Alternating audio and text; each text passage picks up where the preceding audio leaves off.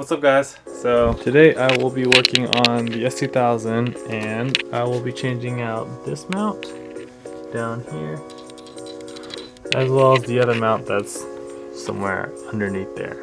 I don't know. As well as I'm going to take the time to do the transmission mounts as well. As a bonus, I'm also installing these rings. They're called engine mount rings and they go onto the rubber portion of these. I'll show you in a second. So here you can see the OEM style mount and it looks like this. There's this rubber center right here and that's what dampens your engine vibration.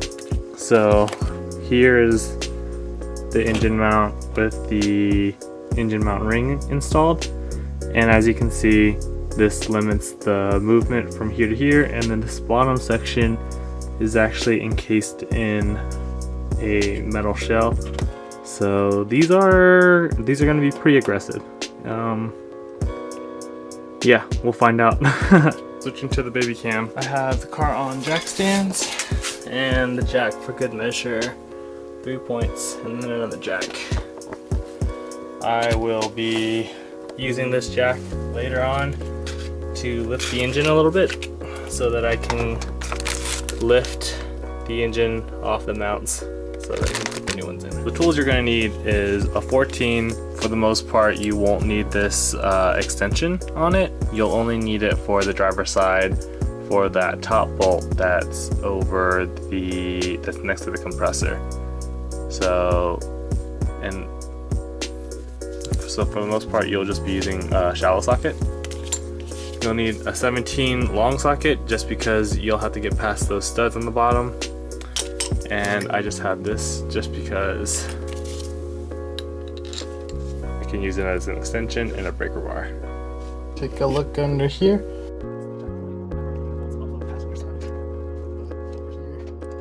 On the driver's side, you have these two. They're 17s, pretty easily accessible.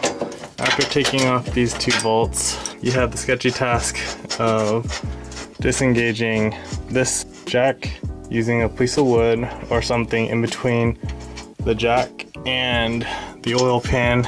You will jack the engine up high enough to where,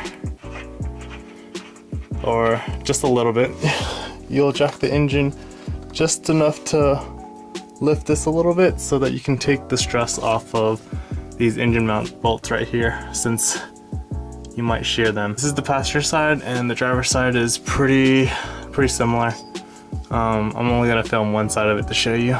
So I'm using this block of wood, a little bit sketchy, but as you can see I just lifted it slightly, just enough to relieve the tension off of these bolts. And then after I take the engine side mounts out, I can take the top bolt that connects the 2 pieces off, and then it's just the reverse of the installation. So I took out the passenger side. You can tell because there's an R right here, R for right side, passenger side. And what I did to get this top nut off, which is a 17, I just kind of held it together with my feet over cardboard, obviously, since the backside is a machine surface, and undo this. Okay, this was on this side. So this is the old one, kind of garbage, don't need this thing anymore. Can't even tell if it's OEM Honda. Oh well. Compare one versus the new one.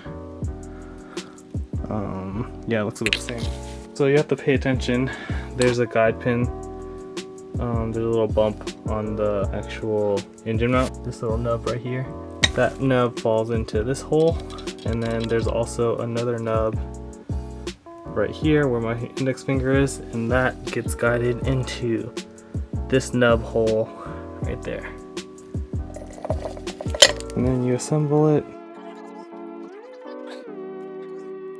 Here's a better look at the 4 bolts. Just 2 on the back, 2 on the front, 14 millimeters.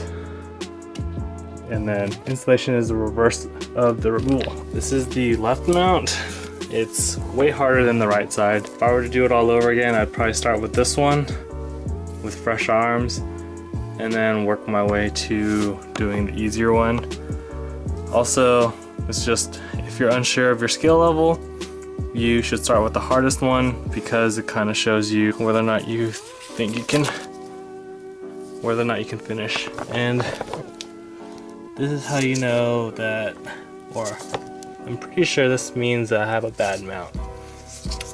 This one kind of wobbles around, so it's good that I'm changing these out to this different ones. So for anyone following along trying to also do their engine mounts, I saved these bottom 17 for last. Usually I go ahead and do the ones connected to the engine first, just because those are a little bit trickier, and then it also allows these mounts to kind of move around and help me get the trickier ones on.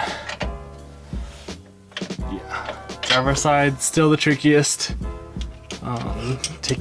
Putting it back on was a little bit trickier than taking them off, but nonetheless, it's done. I'm not sure what the torque specs are.